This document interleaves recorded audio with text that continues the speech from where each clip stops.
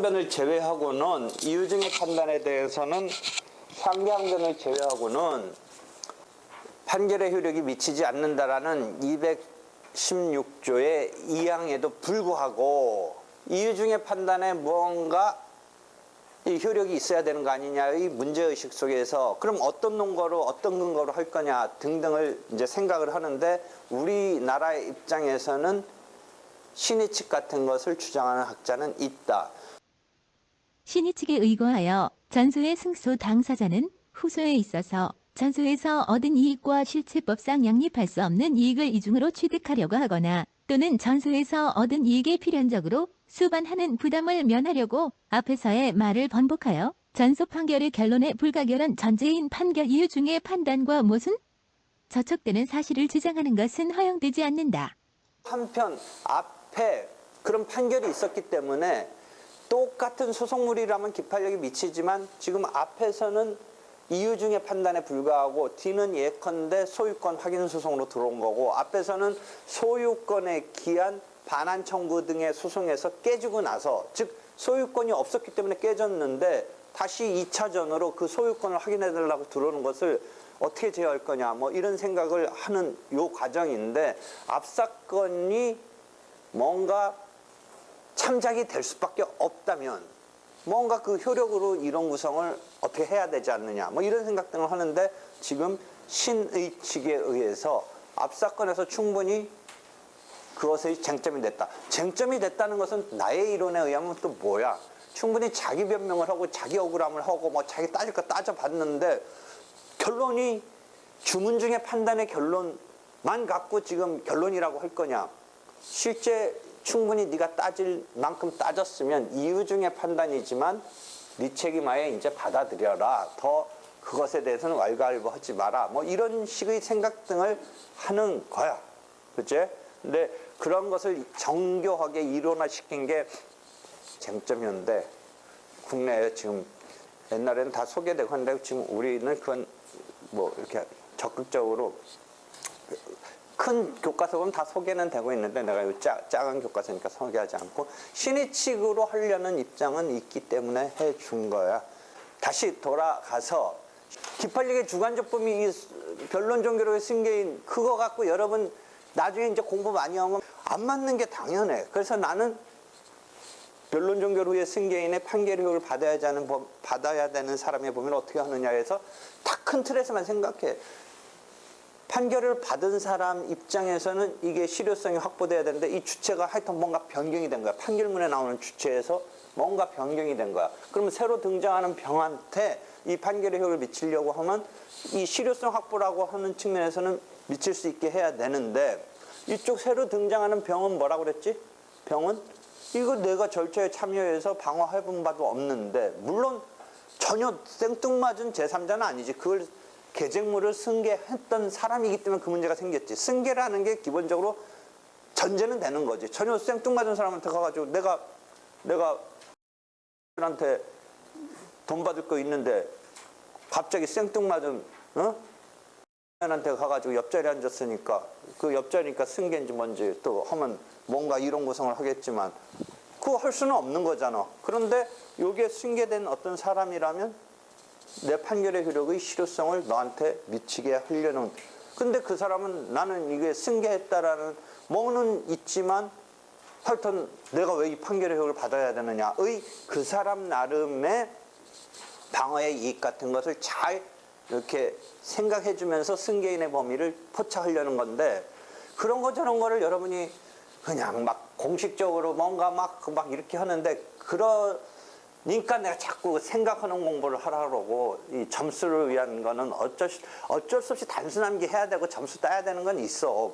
막 여러분 또 그렇게 얘기했지. 뭐 단순 암기 하는 걸 또 뭐 왜 이렇게 하냐.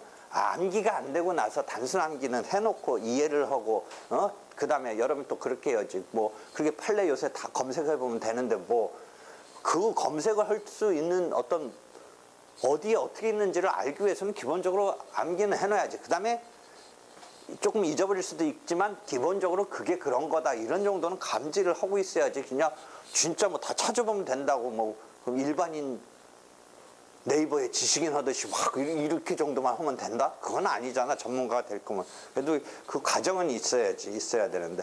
그렇지만 그걸 갖다가 막 무조건 하려고 하지 말고 이렇게 하란 말이죠. 그러니까 봐봐. 변론 종교로의 승계인도 그게 그리 간단한 게 아니고 이렇게 큰 틀에서 어떤 범위에서 어떻게 승계인을 포착할 거냐의 문제인 거야. 변론 종교로의 승계인을 갖고 지금에서도 논의를 하는 거야. 이걸 그런 걸 여러분은 무슨 정답적으로 막 약간 이게 쫙 안 맞아. 뭐가 판례하고 학설하고. 그러니까 그것에 대해서 내가 사전에 지금 얘기해 주는 거야. 그럴 정도로 이게 뭐 간단한 게 아니기 때문에 어쩔 수 없이 여러분이 시험용어로는 하는데 그래도 생각을 하라 이런 얘기를 하고 하여튼 다시 기판력 한다 오늘 계속 확정 판결이 있는 거야. 그렇지? 판결문에는 어떻게 되니?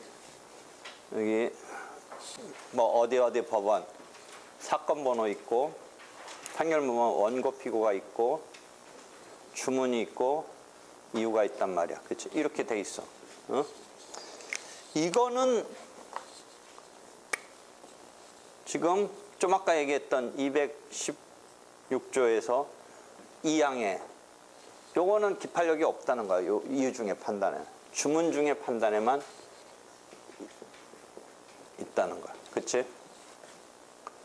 그러고 주관적으로는 218조에 가서 보면 1항에 보면 상대적 효력이라고 그래서 당사자 사이에 미치는 것이다 라고 하면서 바로 이어서 여기에 변론 종결 후에 종결 후가 아니라 요새는 법전 용어는 D의 승계인에게 효력이 있다 이렇게 하고 있어. 그 다음에 목적물의 소지자 단순한 목적물의 소지자에게도 판결의 효력이 미쳐. 나중에 주관적 교재 보면 돼. 목적물의 소지자는 뭐냐면 창고업자 같은 사람은 뭔가 지금 보관을 해주는데 실제 보관만 하는 거니까 그 목적물의 창고업자한테 가서 집행할 수 있는 거야. 그 사람은 그냥 보관하는 거니까. 그래서 그런 게 1항에 있고 2항은 변론 종결 후의 승계인인데 판결 효력이 미치는데 변론 종결 전에 승계가 있는데 이걸 갖다가 약간 은닉하고 기망적으로 했기 때문에 변론 종결 전에 승계가 있었으면 우리가 판결이 나오기까지는 변론을 거치잖아. 변론을 거쳐서 이 변론이 종결되고 판결이 내려지잖아. 그 다음에 뭐 항소를 하려면 할 수도 있고 이런 상황인데 요때까지 기준으로 승계가 있었는데 이걸 갖다가 약간 은닉을 해버려가지고 만약 승계가 있으면 그걸 판결문에 그 승계인이 당사자로 등장시키기 위해서 갑을 간의 싸움에서 소송 도중에 병으로 승계가 있으면 이 승계되는 원인에는 당연 승계와 즉 포괄적으로 승계하는 경우와 특정 승계라고 해서 어떤 해당 건에서 승계가 있는 경우가 있어. 포괄 승계는 뭐냐면 사망 같은 경우는 권리 의무가 요 사건의 싸움의 내용 말고 그 죽은 아버지로부터 상속인으로 포괄적으로 어떤 재산 관계가 권리 의무 관계가 승계가 돼. 그러니까 소송하던 경우도 승계가 되는 거야. 그럴 경우를 당연 승계, 포괄 승계라고 하고 즉 소송 도중에 당사자가 사망했을 때 어떤 처리한다고 그랬지? 그때도 1학기 저번 학기도 했고 또 저번 때도 살짝 한번 얘기했는데 이때는 어떻게 돼? 절차가 233조에 보면 중단되고 상속인이 절차를 수기하고 절차는 수기한다고 하고 당사자 지인은 승계한다는 표현을 쓰는데 이런 당연 승계가 되는 거야. 아들이 상속인이 되겠지. 한편 특정 승계라는 것은 지금 그 포괄적으로 되는 게 아니라 지금 싸움 내용의 어떤 그걸 승계한 경우가 나와.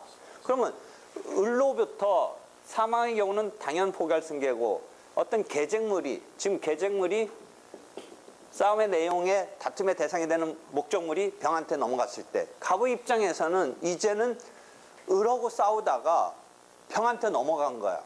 그럼 병한테 내놔라 마라 이렇게 안 하면 곧바로 그냥 고지고대로 을로 해버리면 판결문에 을은 갑한테 이기더라도 을은 갑한테 뭐 하라 이렇게만 나오는데 나중에 보니까 병이 지금 그 승계 뿌린 거야. 그럼 병한테 변론 종결 뒤에 승계인이라는 범주에서의 변론 종결 뒤면 일단 승계인 운운하면서 판결의 효력을 미칠 수 있는 그 작업으로 들어갈 수 있는데, 소송 도중에 승계한 경우는 일단 변론 종결 전이기 때문에 그 룰을 쓸 수가 없어. 그러면 이거 헛방친 거야, 잘못하다가. 그치? 그러니까 애진작에 어떻게 쓰면 좋아? 여러분이 이제 다 이제 집행법을 배우니까, 안 배우는 사람은 좀 그렇지만 어떻게 썼어야 돼? 그 점유를 넘기지 못하게 가처분을 걸고, 처분을 못하게, 등기를 못 넘기게 가처분을 걸고 시작했으면 그게 나중에 무효되고 넘긴 게 뭐 이렇게 할 수 있는데, 그런 작업을 안 했으면 넘기는 것 자체를, 그럼 법을 세팅한 사람은 어떻게 생각할 수도 있어. 지금 이야기는 또 뒤에 얘기를 또 조금 끌었었는데, 이게 소송 도중에 하다가 왜 넘겨? 끝날 때까지 넘기면 안 되지. 라고 하는 생각을 할 수 있겠어, 없겠어? 법을 세팅한 사람은.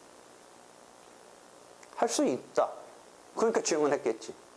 승계 금지시키는. 소송이 붙어버리면 승계를 못하게, 그러니까 승계가 아니라 양도형 이렇게 넘기지를 못하게. 그런 법을 만들 수는 있어. 옛날에 그런 법도 있었어, 외국에 보면. 근데 우리는 그건 아니야. 그 처분의 자유까지 막는 건 아니야. 아무리 소송 걸렸다고 해서 처분 못하게 하지는 않아. 그러니까 그 처분하는 걸 미리 이쪽은 가처분 같은 걸 걸려면 그 요건에 따라서 걸 수는 있어. 근데 일단은 처분할 수 있는 거야. 그럼 처분이 됐으면, 만연히 을로부터 병으로 처분이 됐는데 을을 상대로 소송 끌고 가봤자 판결문에 을한테만 이기면 기분만 좋고 헛방친 거야. 사실은 병한테 지금 가 있는 거야. 병한테 변론 종결 뒤에 승계가 됐다면 이 룰을 적용해 보겠는데 지금 그것도 안 돼. 소송 도중에 어떤 작업을 해야 돼?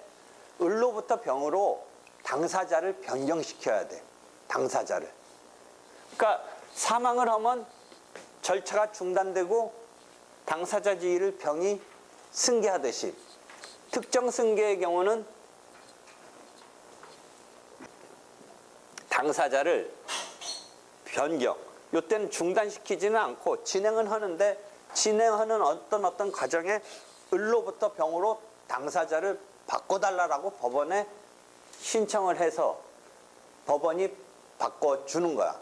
지금 말하려는 것은 애진작의 그건 아니고, 잘 하고 있다가 당사자가 사망했다든지 당사자 을로부터 병으로 바뀌었다든지 이렇게 되는 거야.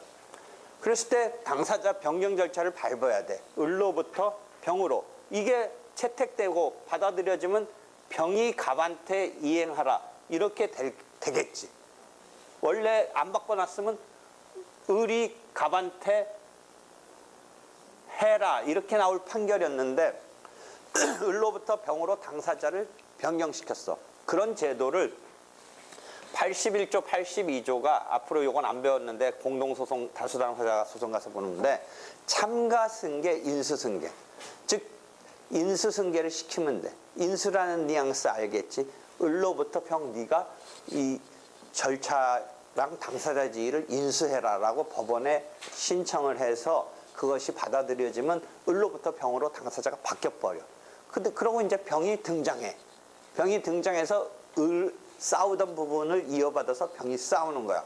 그래서 가타부타 병이 막아내면 원고 청구가 기각되는 거고, 병이 막아내지 못하면 병이 갑에게 이행하라라는 판결이 나오니까, 이때는 뭐 변론 종결 후에 승계인이라든지 뭐 판결의 효력을 병은 찾아가 선다든지 큰 문제 없는 게 판결문에 병으로 나와 있어. 그렇잖아. 판결문에 병으로 나와 있기 때문에 큰 문제가 없는 거야.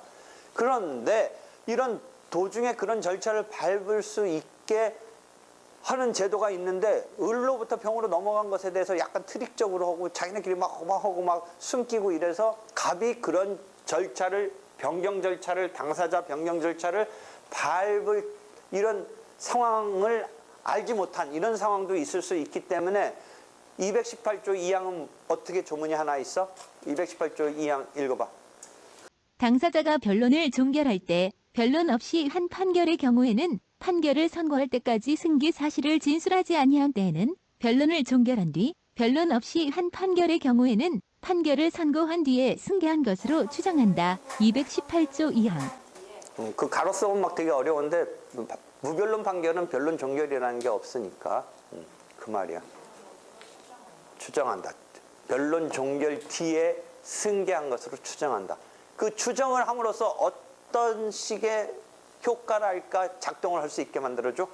변론 종결 뒤에 승계로 추정하니까 요 룰을 쓸 수 있게 되는 거지.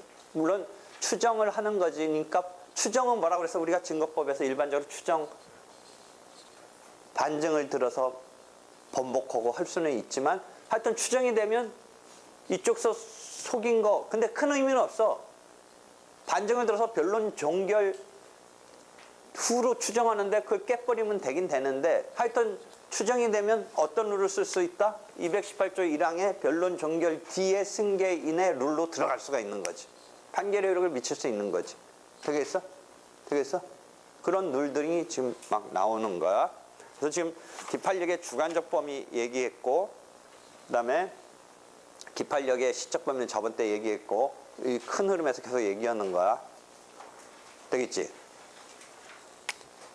그래서 82조에 만약 지금 같은 상황은 인수승계라는 제도에 의해서 을로부터 병으로 갑이 법원에 이렇게 해서 허가를 받아서 병으로 바꿔놓으면 큰 문제 없는데 그런 절차를 밟지 못한 것에 대해서 을병 간에 막 이런 거래가 있었던 게 숨겨지거나 약간 사기적으로 이렇게 했기 때문에 내가 그 절차를 못 밟는 이런 것에 대해서 변론 종결 뒤에 승계로 추정을 하니까 218조 2항의 룰을 쓸 수 있다. 되겠지? 그것까지 됐지? 이렇게 됐어. 그렇게 해서 지금 218조 2항을 설명했어. 그 다음에 218조 3항은 뭐니? 이건 앞에서도 한두 번씩 나왔어.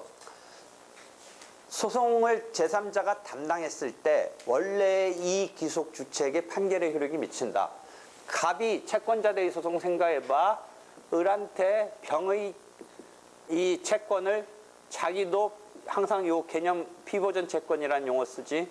이 피보전 채권이 있어서 을의 별다른 재산이 없기 때문에 을의 병에 대한 피대의 채권에 대해서 채권자 대의권을 행사하고 그걸 소송으로 행사할 때 채권자 대의 소송을 한다. 민법 404조인가에 채권자 대의 소송이 있지. 맞지?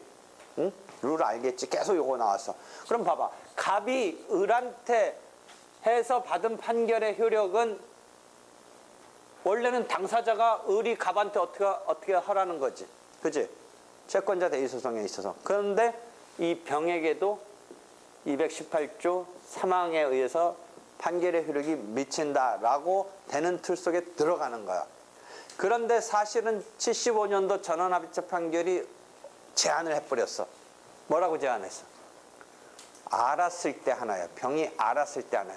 그러면 이 218조 3항의 룰을 그대로 적용하면 알았든 몰랐든 병이 판결의 효력을 받는 건데 그렇게 됐을 때 75년 판결이 내가 되게 의미 있다라고 한 게 그다음에 민법서는 뭐 소송법 아니면 전원합체 판결이 있지만 민법서는 그냥 제한 없이 판결의 효력을 받는다 이런 입장이 더 일반적일 수도 있어 민법서는. 근데 여기서는 병이 판결의 효력을 받는 데 대해서 받는다 아니면 제한적으로 받는다 알았을 때 안 받는다는 입장도 있어. 사실은 안 받는다는 입장.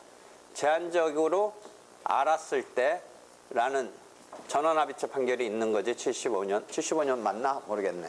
이런 게 있는 거야. 그러면 왜 그걸 했는지 봐봐. 아주 극단적으로 상황을 설정해 볼게.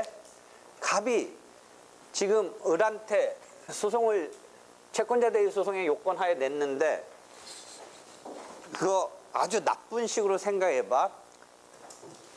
병이 지금 을한테 이 받을 채권이 있는데 을이 채무자잖아. 병에 대해서 갚아야 되잖아. 근데 을이 이런 생각을 한 거야. 자기 친구인 갑을 끌어들이면서 너가 병한테 돈 받을 게 있다고 주장하면서 나한테 소송을 내와라. 이 사람들이 왜 그런 생각을 하는지. 그 다음에 병은 영문도 몰라. 그래가지고 둘이 소송을 해. 친구라. 갑이 친구야. 을이 갑을 끌어들이면서 내가 뭐 하여튼 너한테 잘 할 일 해줄 테니까 일단 내라. 그리고 소송에 붙었는데 갑이 쓱 을하고 열심히 싸우는 척하면서 쓱 져버려. 갑이 졌어. 갑이 졌다는 건 결국 피보전 채권은 뭐야? 이게 통과해야 되지, 소송 요건으로서. 그다음에 그게 통과하면서 요거는 깨지는데, 요걸 요 사람들 둘이 실질적으로 싸움에서 그렇게 된 게 아니라 의식하면서 지는 거로. 갑이 지는 거로. 갑이 지는 거로 이렇게. 적어도 피보전 채권은 통과해야 되니까 어떤 식이냐면 을이 요거는 자백을 해줘. 그리고 요것에 대해서는 막 열심히 싸우는 척하지만 결국 원고 청구가 요거가 안 받아들여져서 이게 소송물이잖아. 기각을 시켜. 그래 놓고 나중에 병이 1, 2년 뒤에 3, 4년 뒤에 을한테 소송 내게 생겼는데 소송을 냈더니 을이 뭐라고 하냐면 네 사건 갑이 내서 깨진 게 있어. 그러고 218조 사망 등을 등용하면 너 기판력에 걸려. 그러니까 후손은 낼 수가 없어. 내지는 기판력에 걸려. 내지는 뭐 하여튼 청구할 수 없어. 그래서 이 채권이 날아간 거야.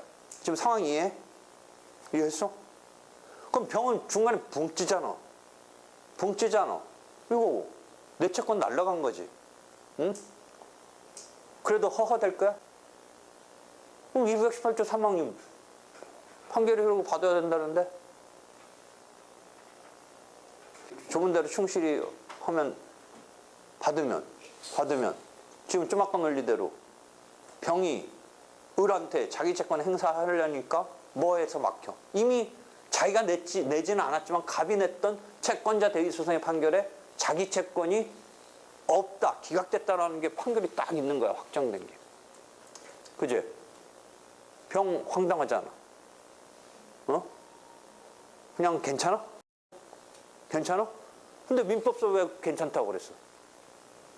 민법서는 판결에 채권자 대위권 배울 때 어떻게 나와? 75년 전환합체 판결을 소개는 하지만 뭐 조문은 강조하면서 조문대로라면 기판력이 생긴다, 미친다. 아 이제 미친다고 하니까 미칠 것 같아. 생긴다. 어? 그래 안 그래? 그래 안 그래? 당연해? 뭐 할 말 있어? 불만의 표정하지 말고. 어? 응? 어? 민법서 배웠다니까. 누가 안 배웠대? 배웠는데 거기서는 오히려 더 기판력이 완전히 218조 사망에 따르는 그 입장이 더 일반론 아닐까 싶은데 왜 75년 판결이 획기적이냐? 봐봐. 지금 여러분 느끼잖아. 병 황당하지. 중간에 벙찌지. 그러니까 뭐를 판례는 딱 거기다가 하나 넣어준 거야. 218조 사망형이 하면 벙찌잖아. 그냥 끽소리 못하고 벙찌잖아. 그러니까 판례가 뭘 넣어준 거야? 알았을 때. 소송이 진행되고 있는 걸 알았을 때. 알았다는 건 뭐야? 자기가 거기 가서 니들 뭐 하는 짓이야? 라고 할 수 있는 그 조치를 이제 어떻게 취할 거냐가 절차적으로 어떻게 마련됐냐는 아직 안 배웠어. 나중에 하면 보조처인가 막 이런 걸 배워. 근데 알면 그래도 그 자기가 당사자는 아닌데 당사자는 아니지만 갑과 을이 당사자지만 자기가 이런 진행을 알았으면 뭔가 여기서 그것에 대해서 체근할 수 있는 황당한 상황인 것을 알기 때문에 뭔가를 할 수 있는데 이걸 몰랐다면 그냥 당한다라고 내가 극단적인 상황을 얘기했는데 극단적인 상황을 얘기해 놓고 나니까 이해가 되는 거야? 그 병한테 알았을 때라는 것을 걸어 놓은 게. 아직도 이해 안 돼? 이해 안 돼? 이해 안 되면 나를 못 이해한 거야. 나의 병소의 민사법, 전병소의 민사법 뭐야? 이 판결의 효력을 받으려면 어떻게 돼? 자기가 절차에 참여해서 뭔가 공방을 펼치고 말도 안 되는 소리나마 짓거리고 해서 내려진 판단 이어야 되는데 병은 지금 황당하잖아. 응? 그러니까 그렇게 말할 수 있는 기회 이제 활용하는 카드가 이제 내 생각에서는 또 좀 더 적극적으로 마련해 줘야 된다는 생각까지 미치긴 하지만, 여기도 왜 미쳐? 그런 생각이 들기는 하지만, 적어도 몰랐으면 그런 절차에 좀 더 충실한 절차, 뭐 적극적으로 마련해 줘야 된다는 것은 그 다음 단계고, 알지도 못했으면 벙찌고 있는 거라는 거지. 그러니까 판례는 적어도 알았어야지, 몰랐으면 이 사람한테 너 판결료를 받아라라고 할 수는 없는 거 아니냐라고 제한적 내지는 절충적으로 해석을 한 거지. 75년 전원합의체 판결이. 돼? 75년 전원합의체 판결 한번 검색해봐. 검색해봐 한번. 그런 고려를 한 거야. 판례가 그러니까 이 조문을 갖다가 축소 해석해버린 거지. 응? 조문대로 하려면 그런 제안을 하면 안 되지. 소송 담당자가 받은 판결은, 즉 채권자 대의권의 갑이 받은 판결의 효력은 원래 이 기속 주체에게, 병에게 미친다라고 돼야 되지. 그럼에도 불구하고 218조 3항에 그럼에도 불구하고 75년 판례가, 75년 판례 읽어봐. 찾은 사람 뭐라고 시작해? 하여튼 그런 절차 보장적인 측면을 배려한 내용이 깔려 있을 거야 아마. 거기 보면 그런 거야. 응?